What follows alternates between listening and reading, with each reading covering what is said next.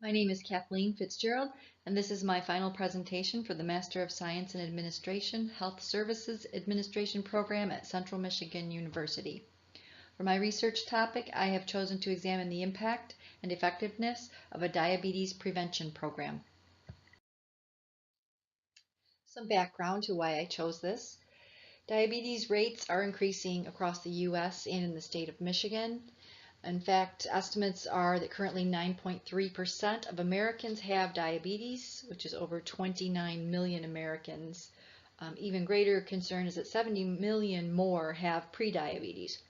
And to help control the spread of diabetes, the Centers for Medicare and Medicaid Services, known as CMS, is requiring Medicare payers to offer diabetes prevention program participation as a covered benefit to Medicare recipients beginning in April of 2018.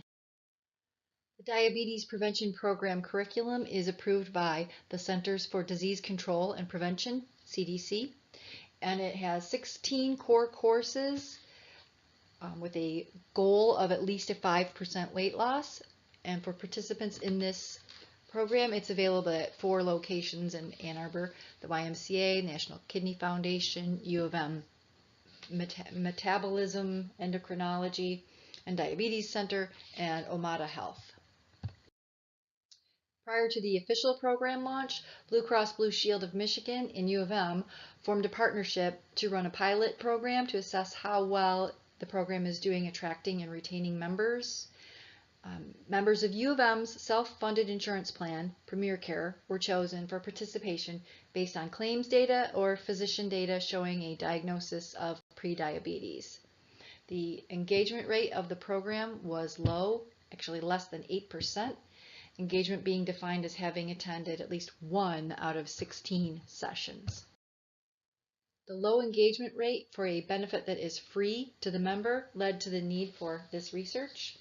The primary question for this research is, what impact do diabetes classes and workshops have on diabetes management for subjects in the University of Michigan and Blue Cross Blue Shield Diabetes Prevention Program? The Master of Science in Administration program has 4 main areas. They're organizational dynamics and human behavior, strategic management, financial analysis, and diversity management and multiculturalism. To get a good view of the diabetes prevention program from an administrator's point of view required examining the program through each of the 4 focus areas of the master's degree. Sub-questions related to each course and the outcomes of the research into the sub-questions will be examined next. In MSA 601, Organizational Dynamics and Human Behavior, one looks at the organization as a whole to determine how well it is reaching its constituents. Each organization takes on a life of its own in how it relates to its customers and its employees. To run a program such as the Diabetes Prevention Program, Blue Cross Blue Shield must form internal committees and teams. The organizational dynamics of the company are thus the foundation for all other parts of the MSA program. The pilot program member engagement rate was very low, which is not unusual in healthcare. Human behavior is notoriously difficult to change. Once bad habits set in, it is extremely tough to change them.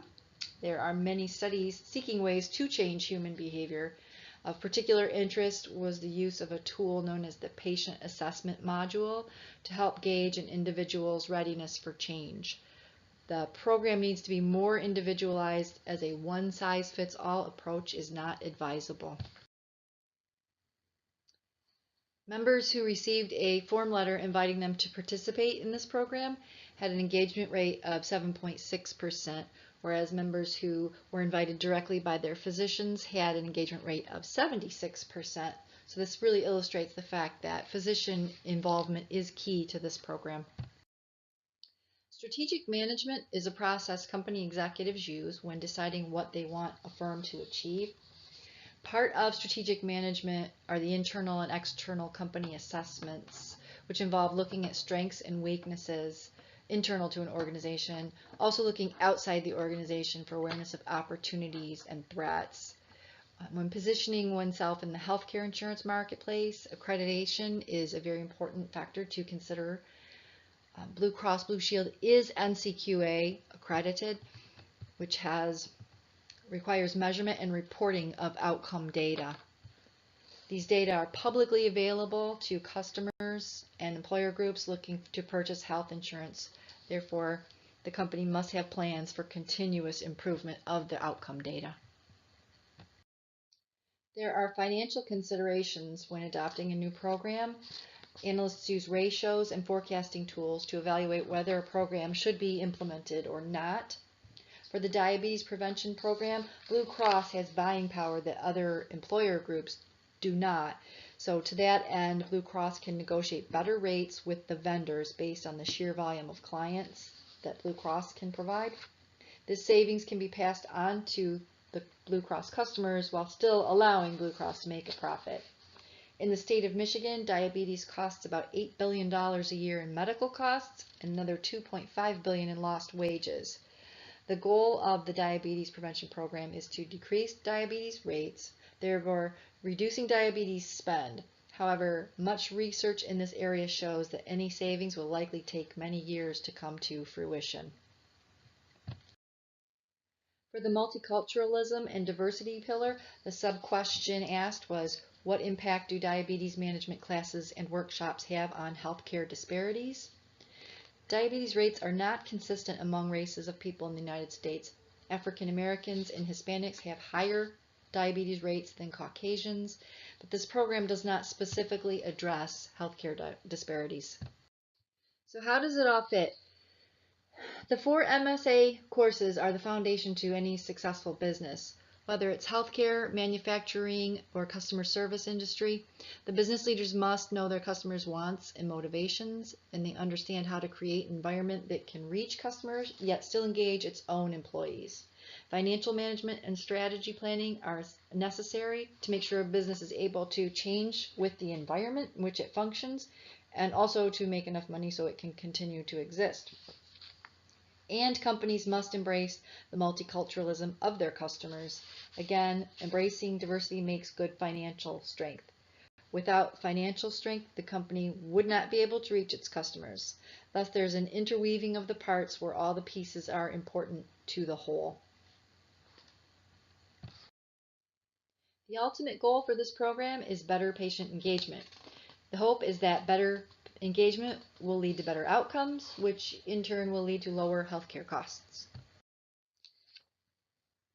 The first recommendation I make for this program is for the health insurance company to continue working with the physician groups. The evidence showed members had the highest engagement rate when they were encouraged by their physician to join the program. The evidence also showed members of HMO health plans have better outcomes than members of PPOs. This can be attributed to the fact that in HMO plans, the primary care physicians are tasked with managing the members' overall health. Therefore, they have skin in the game because some of their payment reimbursement is based on the patient outcomes. Increasing member engagement and provider participation uses strategies from MSA 601, MSA 604, and MSA 603. Another recommendation is to consider incentives or rewards for members who complete the program or who attain certain goals.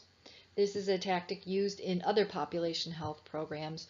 For example, the Asthma and COPD population health program rewards members with a $25 gift certificate at the end of the year if the member has filled all of their inhaler prescriptions for that year.